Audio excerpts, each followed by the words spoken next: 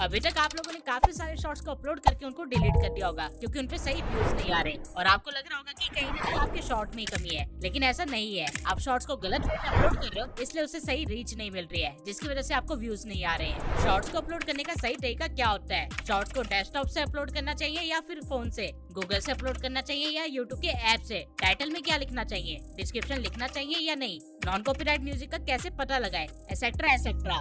आज की वीडियो में आपको हर एक क्वेश्चन का आंसर मिलने वाला है, इसलिए इस वीडियो को पूरा जरूर देखना। इस वीडियो को देखने के बाद आप लोगों को शॉर्ट्स का एसईओ अच्छे से समझ आ जाएगा और आप लोग भी मेरी तरह अपनी तीसरे शॉर्ट पे ही वायरल हो जाओगे। तो बिना किसी देरी के शुरू करते हैं। ओके, तो सबसे पहला क्वेश्चन तो यही होता है कि शॉर्ट्स को अपलोड कहाँ से करना है। नॉर्मली हमारे पास शॉर्ट्स को अपलोड करने के 3 तरीके होते हैं, यूट्यूब ऐप, क्रोम ब्राउजर और यूट्यूब स्टूडियो। नाउ काफी लोगों को नहीं पता है, लेकिन इन तीनों मेथड्स के अपने फायदे भी है और नुकसान भी है। और आप अपने शॉर्ट्स को कहां से अपलोड कर रहे हो, इस चीज से काफी फर्क पड़ता है कि आपका शॉर्ट वायरल जाएगा या नहीं। कैसे, अभी समझाता हूँ। जब आप यूट्यूब के ऐप से शॉर्ट को अपलोड कर रहे होते हो तो आपके पास अपलोडिंग की लिमिटेशन होती है। आपको कस्टम थंबनेल लगाने का ऑप्शन नहीं मिलता है और साथ ही टैग्स लगाने का भी ऑप्शन नहीं मिलता है, जिसकी वजह से आपकी ब्राउजिंग सर्च से रीच कम हो सकती है, क्योंकि यूट्यूब के पास ज्यादा डाटा नहीं होता है कि आपका शॉर्ट किस बारे में है। और क्योंकि आपने कस्टम थंबनेल भी नहीं लगाया होता है तो ऑब्वियसली उस पे क्लिक्स भी कम होते हैं, यानी कि आप अपने पोटेंशियल व्यूअर्स को लूज कर देते हो। अब आपको लग रहा होगा कि यूट्यूब ऐप में लिमिटेशन है, तो क्रोम ब्राउजर खोल के उसमें डेस्कटॉप मोड में जाके यूट्यूब में लॉगिन करके तब शॉर्ट को अपलोड कर देते हैं। लेकिन रुकिए, यहाँ पे भी एक कमी है।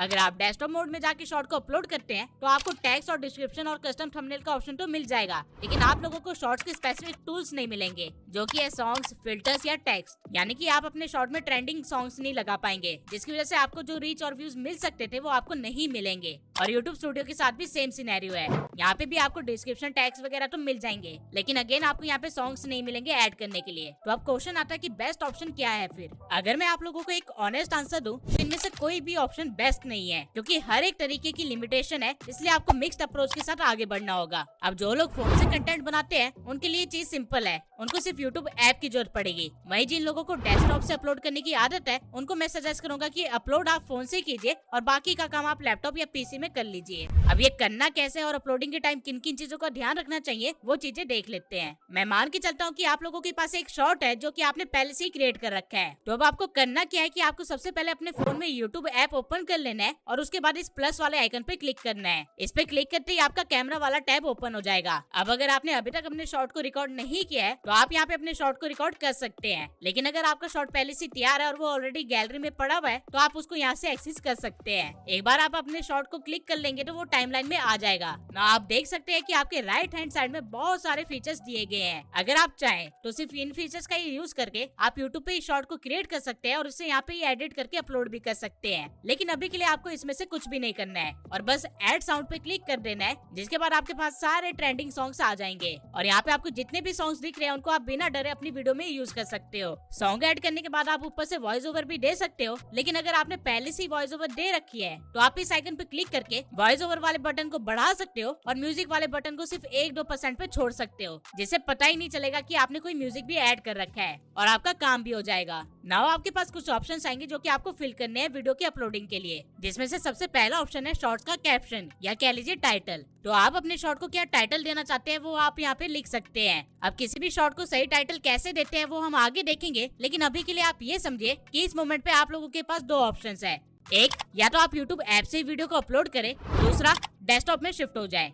स्टार्टिंग में हमने YouTube ऐप का इस्तेमाल इसलिए किया था क्योंकि हमें म्यूजिक को ऐड करना था, क्योंकि ये फीचर हमें बाकी 2 अपलोडिंग के तरीकों में नहीं मिल रहा था। और क्योंकि अब म्यूजिक ऐड हो गया है तो डेस्कटॉप वाले अपने कंफर्ट से पीसी या लैपटॉप से अपलोड कर सकते हैं, क्योंकि अब उन्हें वहाँ पे टैग्स और डिस्क्रिप्शन का ऑप्शन भी मिल जाएगा, जो कि आप लोग यहाँ पे देख ही रहे होंगे कि YouTube ऐप में आपको नहीं दिख रहा है। लेकिन क्वेश्चन आता है कि ये करेंगे कैसे और क्या आगे का प्रोसीजर हम फोन से नहीं कर सकते? तो जवाब है कि बिल्कुल, आप फोन से आगे का प्रोसीजर कर सकते हो। आपको करना क्या है कि अपने वीडियो को सबसे पहले तो अनलिस्टेड कर देना है। नाउ वीडियो अनलिस्टेड हो गई है, इसलिए मैं डेस्कटॉप यूजर्स को बोलूंगा कि वो अपने पीसी को खोले और उसमें यूट्यूब स्टूडियो में जाके अपने आगे का प्रोसीजर कंप्लीट करे। और फोन यूजर्स को भी सेम काम करना है, उनको भी अपने फोन में यूट्यूब स्टूडियो को ओपन करना है। एक बार आप लोग यूट्यूब स्टूडियो में आ गए तो कंटेंट वाले सेक्शन में आपको यहाँ पे दिख रहा होगा कि आपका कंटेंट अपलोड हो चुका है। आपको बस यहाँ पे 3 डॉट्स पे क्लिक करना है और एडिट पे क्लिक कर देना है, जिसके बाद आपके सामने कुछ ऐसा इंटरफेस आ जाएगा। अब अगर आप ध्यान दो तो जो फीचर्स आपको यूट्यूब ऐप में नहीं दिख रहे थे वो आपको यहाँ पे दिख रहे होंगे, जैसे कि डिस्क्रिप्शंस। और अगर आप यहाँ पे मोर के ऑप्शन पे क्लिक कर देंगे तो आपको टैग्स और कैटेगरी वगैरह का भी ऑप्शन दिख जाएगा। और यही चीज तो हमें चाहिए थी। जिन्होंने डेस्कटॉप से YouTube स्टूडियो को एक्सेस किया है उनको कुछ ऐसा इंटरफेस दिखाई दे रहा होगा जो कि लगभग सेम ही है। ना आपको ये पता चल गया है कि शॉर्ट को कैसे अपलोड करना है, लेकिन शॉर्ट को कैसे रैंक करवाना है और उस पर व्यूज कैसे गेन करने हैं वो जान लेते हैं।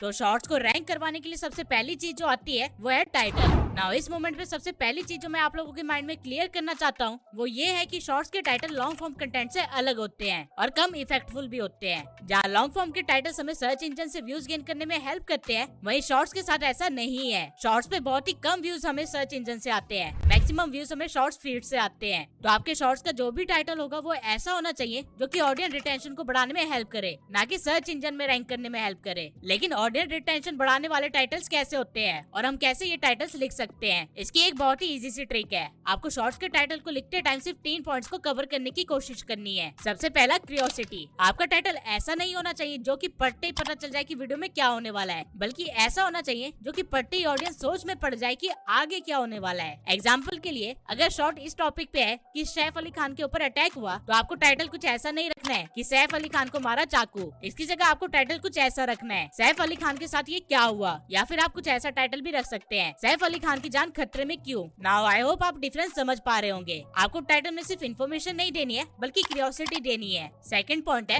Trigger emotions. अब हर तरह के शॉर्ट में क्यूरियोसिटी दे पाना पॉसिबल नहीं है, इसलिए आप लोग इमोशंस को भी ट्रिगर कर सकते हो जिससे कि बंदा एंड तक आपके शॉर्ट को देखे। अब ये करना कैसे है वो देख लेते हैं। मान लीजिए आपके पास एक वीडियो है जिसमें आपने ड्रेसअप होने के तरीके बता रखे हैं, तो बजाय आप हाउ टू ड्रेसअप ऐसा कुछ टाइटल रखो, उसकी जगह आप कुछ ऐसा टाइटल भी लिख सकते हो, ये ड्रेसअप होने के तरीके आपकी लाइफ बदल देगा, या फिर थोड़ा सा डिफरेंट कर सकते हो, ये ड्रेसिंग टिप्स तुम्हें स्टार बना देगी। अब आप लोग खुद ही देखिए किसको अपनी लाइफ नहीं बदलनी है या किसको स्टार नहीं बनना है। आपने सिर्फ थोड़े से चेंजेस करके लोगों के इमोशंस को ट्रिगर कर दिया, जिसकी वजह से वो कन्विंस हो गए कि आपको शॉर्ट को पूरा ध्यान से देखे। ठीक इसी वे में थर्ड पॉइंट है कॉल टू एक्शन। शॉर्ट्स की ऑडियंस ज़ॉम्बी की तरह फोन चलाती है अपना दिमाग बंद करके, इसलिए उन्हें जब भी किसी टाइटल में कॉल टू एक्शन दिखता है तो वो थोड़ी देर के लिए रुक जाते हैं, क्योंकि उनका दिमाग ये चीज को इतनी जल्दी प्रोसेस नहीं कर पाता है। तो मान लीजिए अगर आपके शॉर्ट का टॉपिक है हाउ टू अर्न 2000 डेली, तो बजाय नॉर्मल टाइटल रखने के आप कुछ ऐसा भी रख सकते हैं, आज से 2000 रुपए कमाओ डेली, या फिर कुछ ऐसा भी कह सकते हैं 2000 रुपए कमाने के लिए इस वीडियो को पूरा देखे। नाउ जो लोग ज़ॉम्बी की तरह फोन चला रहे थे वो एकदम से रुक जाएंगे, क्योंकि उनको एक इंस्ट्रक्शन मिला है फॉलो करने के लिए, और वो बिना ज्यादा दिमाग लगाए फॉलो भी करना स्टार्ट कर देंगे। अगर आप सिर्फ इन 3 पॉइंट्स को भी ध्यान में रखते हैं तो आपके टाइटल 0 से हीरो बन जाएंगे और आपकी एवरेज व्यू ड्यूरेशन भी काफी ज्यादा इंक्रीज हो जाएगी।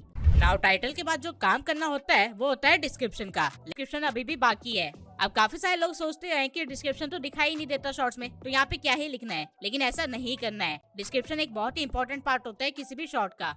तो डिस्क्रिप्शन लिखने का एक बहुत ही सिंपल सा पैटर्न है जो कि आप हर बार फॉलो कर सकते हो। सबसे पहले तो आपका जो भी टॉपिक है उससे रिलेटेड आपको 2 टाइटल्स लिखने हैं डिस्क्रिप्शन में, लेकिन जिस तरह शॉर्ट्स के टाइटल लिखते हैं वैसे नहीं, जिस तरह हम लॉन्ग वीडियोस के टाइटल लिखते हैं उस तरह। फॉर एग्जाम्पल, अगर शॉर्ट मेक मनी ऑनलाइन के बारे में है तो टाइटल तो आप इसका कुछ ऐसा रखोगे कि घर बैठे लाखों कमाओ, लेकिन डिस्क्रिप्शन में आपकी पहली लाइन ये नहीं होनी चाहिए। डिस्क्रिप्शन में आपकी पहली लाइन कुछ ऐसी होनी चाहिए, how to make money online in 2025, how to make money as a beginner. Now ये दोनों ही टाइटल्स लॉन्ग फॉर्म कंटेंट के टाइटल जैसे हैं, और ऐसे टाइटल लिखने के पीछे का एक रीजन भी है जो कि मैं आप लोगों को अभी बताता हूँ। अगर आज आप लोग YouTube पे जाके कुछ भी टॉपिक सर्च करोगे तो आपको उससे रिलेटेड लॉन्ग वीडियोस बाद में दिखती है, लेकिन शॉर्ट्स पहले सजेस्ट होते हैं। पर अगर आपके शॉर्ट का टाइटल ही थोड़ा सा यूनिक हो या थोड़ा सा चटपटा हो तो ऑब्वियस सी बात है कि कुछ भी सर्च करने पे वो रैंक नहीं करेगा, क्योंकि टाइटल तो वो चीज को रिफ्लेक्ट नहीं कर रहा है। तो इसी मोमेंट पे काम आता है डिस्क्रिप्शन। अगर आपने डिस्क्रिप्शन में टाइटल्स नहीं लिखे होंगे तो इससे होगा ये कि जो भी व्यूज आप गेन कर सकते थे सर्च की वजह से वो आप मिस कर दोगे। अब एक बार आपने 2-3 टाइटल्स लिख दिए जो कि हाईली सर्च टाइटल्स हो, उसके बाद आपको अपनी स्क्रिप्ट यहाँ पे कॉपी पेस्ट कर देनी है। जो भी आपने अपने शॉर्ट में बोला है वो वर्ड टू वर्ड यहाँ पे आपको कॉपी पेस्ट कर देना है। अब ये करने के पीछे का रीजन ये है कि अगर आपने शॉर्ट में किसी टॉपिक के बारे में बात करी है तो ऑब्वियसली आपने उससे रिलेटेड काफी सारे कीवर्ड्स यूज किए होंगे, और अगर आप उस चीज को डिस्क्रिप्शन में डाल देते हो तो यूट्यूब भी पढ़ पाएगा कि आपने अपने शॉर्ट के अंदर क्या कहा है, जिससे आपकी वीडियो के लिए रैंक करना आसान हो जाएगा। नाउ स्क्रिप्ट कॉपी पेस्ट करने के बाद आपको वो करना है जिसके लिए डिस्क्रिप्शन बना था। आपको रिलेटेड कीवर्ड्स या सर्चेस यहाँ पे लिखने हैं। जैसा कि आप लोग देख सकते हैं कि ये शॉर्ट मूवी एक्सप्लेनेशन का था, तो मूवी एक्सप्लेनेशन नीश में जो ट्रेंडिंग कीवर्ड्स है या सर्चेस है वो मैं यहाँ पे लिख दूंगा। आपको रिलेटेड कीवर्ड्स vidIQ के थ्रू मिल जाएंगे। vidIQ में आपको बस कीवर्ड वाले सेक्शन में जाना है और जो भी आपका टॉपिक है या जिस चीज से भी रिलेटेड आपका चैनल है वो यहाँ पे लिख देना है। और उससे रिलेटेड आपको यहाँ पे कीवर्ड्स दिख जाएंगे जो कि आप डायरेक्टली कॉपी पेस्ट कर सकते हो अपने डिस्क्रिप्शन में। ना आपको मेक श्योर करना है कि आप डिस्क्रिप्शन की पूरी स्पेस को कीवर्ड से न भर दे। आपको बस 10 से 12 ऐसे रिलेटेड कीवर्ड्स और सर्चेज लिखने हैं, उससे ज्यादा नहीं। ना ये करने के बाद आता है लास्ट स्टेप डिस्क्रिप्शन का, जो कि है हैशटैग। मैं पर्सनली सजेस्ट करता हूँ कि आप लोग सिर्फ 3 से 5 हैशटैग ही डालें डिस्क्रिप्शन में, उससे ज्यादा ना डालें। उन 5 हैशटैग के अंदर ये 2 हैशटैग होना बहुत ही जरूरी है। सबसे पहला हैशटैग शॉर्ट्स और दूसरा hashtag viral shorts.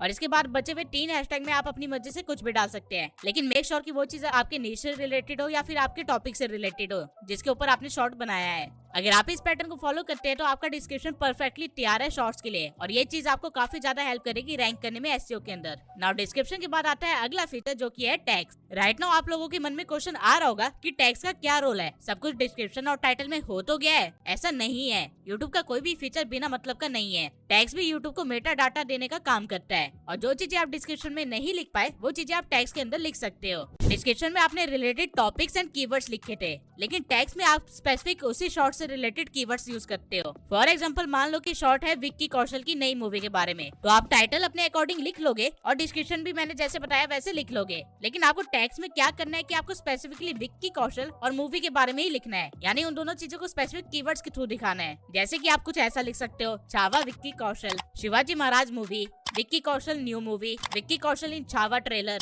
Etcetera et cetera. Easy language में आप ये समझ लीजिए कि जो चीजें आप डिस्क्रिप्शन में नहीं लिख पाए थे वो आपको टैग्स में लिख देने हैं, लेकिन छोटे छोटे कीवर्ड्स के थ्रू। नाउ यहाँ से आपके टैग्स भी कंप्लीट हो गए। मेक श्योर कि आप लोग मैक्सिमम टैग्स का इस्तेमाल करें। यहाँ पे आपको 500 टैग्स की कैपेसिटी दी जाती है, और अगर हो सके तो आप लोग 400 प्लस टैग्स ही इस्तेमाल किया करें। नॉइस के बाद आपको मोर ऑप्शंस के अंदर ही शॉर्ट्स रीमिक्सिंग का एक ऑप्शन दिख जाएगा, तो आपको इसे अलाउ पे क्लिक कर देना है, क्योंकि इससे फ्यूचर में आप लोगों का ही फायदा होगा। जब भी कोई आपकी वॉइस को यूज करके अगर कुछ भी शॉर्ट्स बना रहा है तो इससे आपको भी रीच मिलती है। कैटेगरी आप अपनी नीश के अकॉर्डिंग चूज कर सकते हैं, और कमेंट्स को ऑन ही रखना, क्योंकि ये एंगेजमेंट बढ़ाने में आपकी हेल्प करेगा। लाइसेंस स्टैंडर्ड यूट्यूब लाइसेंस रहेगा, और यहाँ पे एम्बेडिंग को भी अलाउ कर देना। नाउ टेक्निकली आपने अपने शॉर्ट्स का सारा एसईओ कर लिया है, और आपका शॉर्ट धमाल मचाने के लिए बिल्कुल तैयार है। लेकिन अभी भी एक चीज बाकी है, थंबनेल। अगर आप लोगों ने कभी ध्यान दिया होगा तो यूट्यूब शॉर्ट्स पे कई बार तो थंबनेल की वजह से ही व्यूज आ जाते हैं, क्योंकि लोगों ने काफी चटपटे थंबनेल्स लगाए होते हैं। तो आपको भी मेक श्योर करना है कि आप कुछ ऐसा थंबनेल लगाए जो कि लोगों की क्यूरियोसिटी को और ज्यादा इंक्रीज करे। अगर आपके पूरे शॉर्ट में ऐसा कुछ नहीं भी है तो भी आप सिर्फ 0.5 सेकंड्स के लिए एक इमेज लगा सकते हैं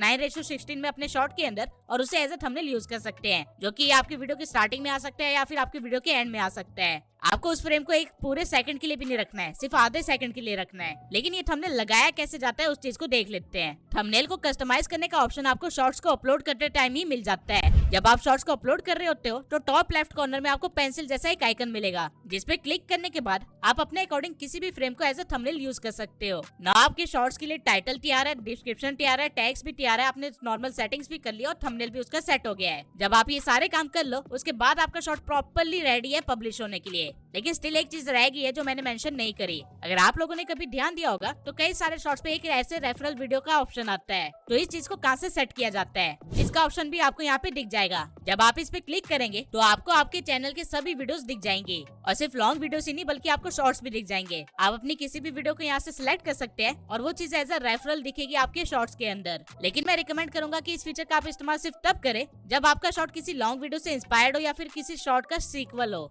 अदरवाइज बेमतलब इस चीज को ऐड करके आप यूजर एक्सपीरियंस को थोड़ा सा खराब कर देंगे। नाउ हमने जितनी भी चीजें थी शॉर्ट से रिलेटेड वो सब यहाँ पे सेट कर दी है। इसके बाद आपको बस अपने शॉर्ट को अनलिस्टेड से या तो पब्लिक कर देना है या शेड्यूल कर देना है, जिसके बाद वो टाइमली अपने आप ही पब्लिश हो जाएगी और लोगों को दिखने लगेगी। शॉर्ट्स की एसईओ के लिए आपको जितनी चीजें चाहिए थी वो हमने अच्छे से सेट कर दी है, और जैसे ही आपका शॉर्ट पब्लिश होगा आपको व्यूज भी आने लग जाएंगे। अगर आपने शॉर्ट्स को सही टॉपिक पे बनाया है तो मैंने शॉर्ट को अपलोड करने से रिलेटेड हर एक इन्फॉर्मेशन तो आपको डिटेल में बता दी है, लेकिन स्टिल लोगों को काफी सारी चीजों को लेकर कंफ्यूजन है, तो एक बार मैं उन चीजों को भी एड्रेस कर देता हूँ। सबसे पहला डाउट तो लोगों का यही है कि शॉर्ट्स को अपलोड कहाँ से करना चाहिए, कौन सा बेटर ऑप्शन होता है, क्रोम से या फिर यूट्यूब स्टूडियो से या फिर यूट्यूब के ऐप से। तो अगेन मैं कहना चाहता हूँ कि अगर आप लोगों ने वीडियो को ध्यान से देखा होगा तो आप लोग समझ गए होंगे कि ऐसा कोई भी बेस्ट ऑप्शन नहीं है। आपको या तो मिक्स स्ट्रेटेजी के साथ आगे बढ़ना पड़ेगा या फिर कुछ चीजों को मिस करना पड़ेगा। लेकिन अगर आप लोगों का डाउट ये है कि ऐप से अपलोडिंग पे ज्यादा रीच मिलती है या ब्राउजर से, तो मैं बता देता हूँ कि ऐसा कुछ भी नहीं होता। ये चीज टोटली आपके शॉर्ट पे डिपेंड करती है, आपके टॉपिक पे डिपेंड करती है। अल्टीमेटली अल्टीमेटली देखा जाए तो यूट्यूब के लिए आपका शॉर्ट सिर्फ एक MP4 फाइल है जो कि उसके डाटा सर्वर में अपलोड हो गई है। अब आप इस चीज को यूट्यूब ऐप से करो या फिर किसी ब्राउजर से करो, इससे कोई फर्क नहीं पड़ता, जा तो चीज सर्वर में ही रही है।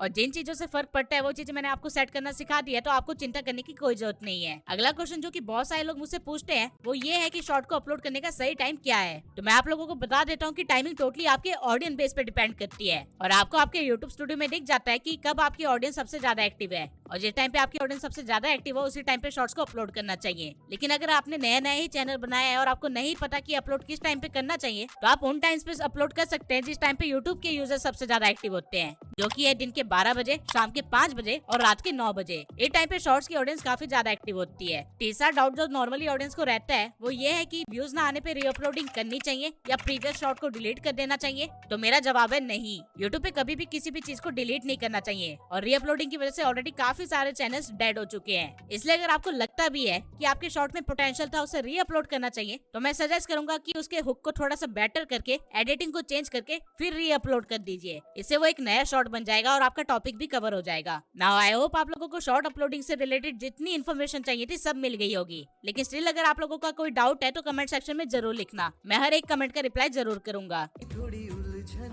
है